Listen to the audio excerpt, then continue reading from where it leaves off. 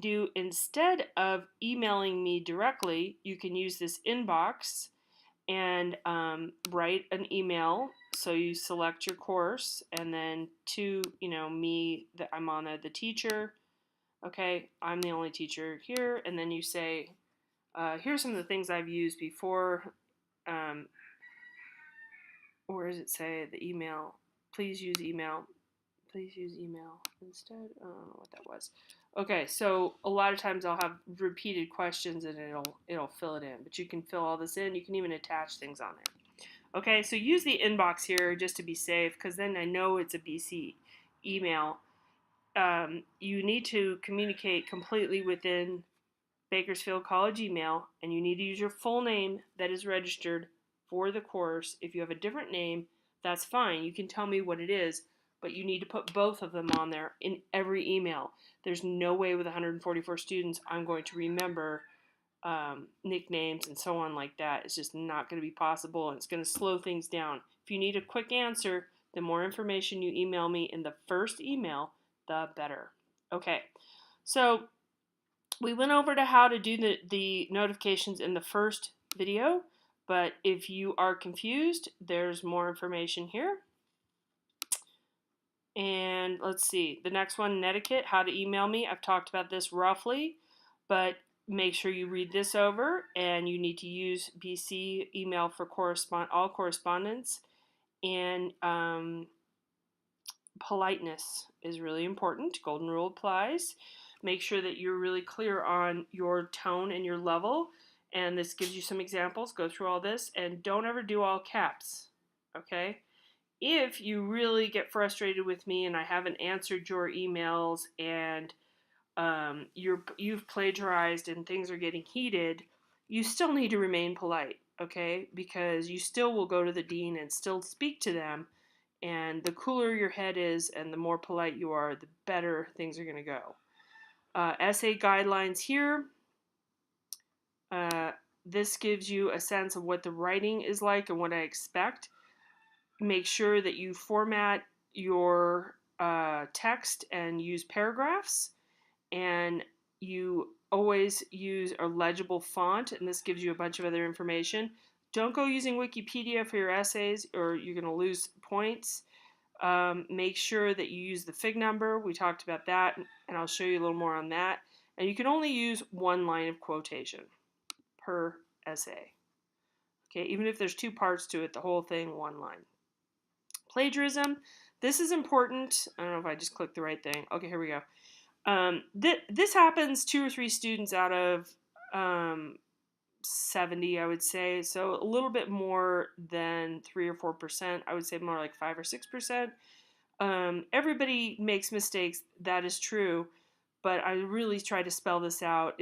And I hate to pick on athletes, but oftentimes I've had athletes copy from a previous athlete in another course. That is also plagiarism.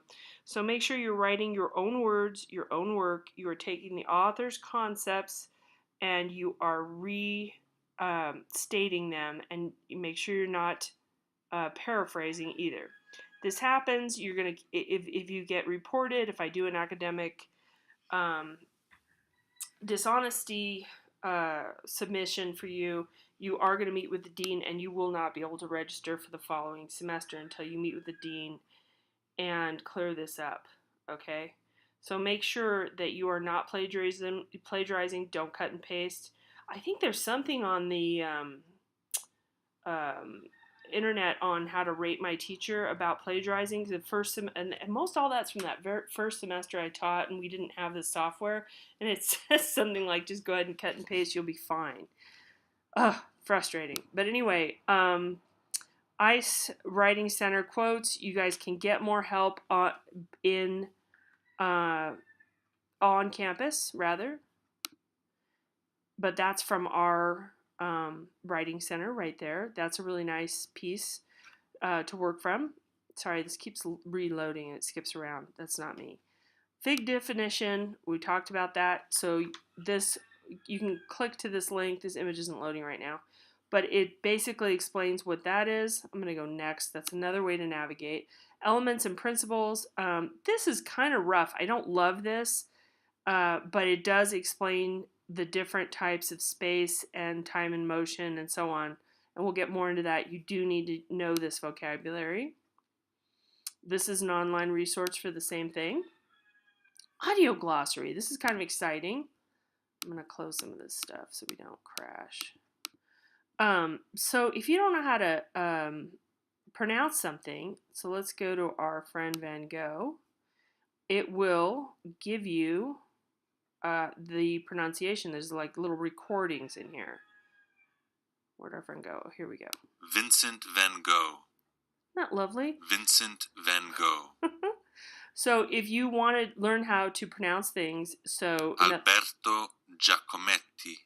I say Giacometti. Alberto Giacometti.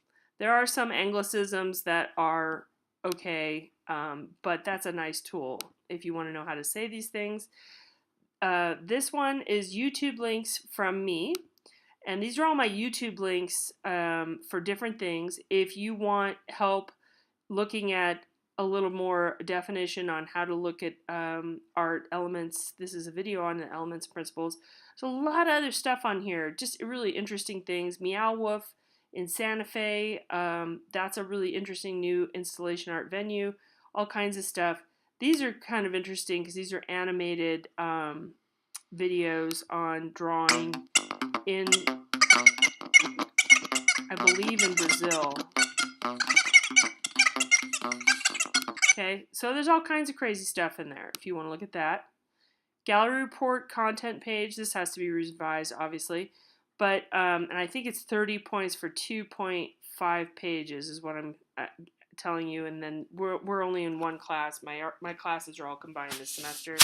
So there's this. You guys can do a extra credit gallery report. This first part is required, the 1, 2, and 3. The rest of this is just information to help you.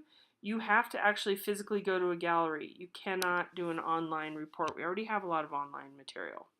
So this is trying to get you out into the real world. If you're not in Bakersfield, if you're out some other area, that's totally fine. Just email me and let me know. Okay, gallery guide. That gives you some more information on galleries. Extra credit, everything is listed here. I'm not going to go through all this stuff because it's pretty straightforward. The Bakersfield Museum of Art, the volunteer opportunity, you contact them directly. Don't contact me and say, what's the Bakersfield thing? Just call them, ask them, because it's going to slow it down. And museums, just so you know, are closed on Mondays, and they are as well. So don't leave this to the last minute. Investigate it. You don't have to do it. It's just that it's a nice thing to sort of have in place if you realize you didn't do well on some essays or something like that. Then you have this sort of backup plan. All right, I'm going to stop there.